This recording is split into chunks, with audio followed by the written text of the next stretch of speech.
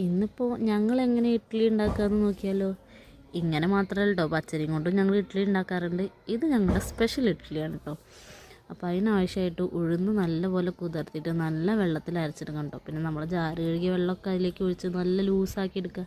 പിന്നെ ഇതാണ് കേട്ടോ ഇതിലേക്ക് ചേർക്കുന്ന മെയിനായിട്ടുള്ള ഇൻഗ്രീഡിയൻസ്. ഇത് നല്ല മട്ടരി കൊണ്ട് ഉണ്ടാക്കിയ പുട്ടുപൊടിയാണ് കേട്ടോ.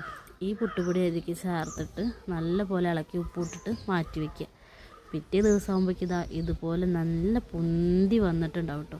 ഇതിൽ നമ്മൾ ഈസ്റ്റോ അങ്ങനെയുള്ള ഒരു സാധനവും ചേർത്തിട്ടില്ല കേട്ടോ. വെറും പുട്ടുപൊടി ഉഴുന്നും ഉപ്പും ഇട്ടിട്ട് അരച്ച് മാറ്റി വെച്ചതാണ് കേട്ടോ ഈ സംഭവം. ഇതുകൊണ്ട് ഇഡ്ഡലി ഉണ്ടാക്കി കഴിഞ്ഞാൽ ഭയങ്കര ടേസ്റ്റാണ് കേട്ടോ.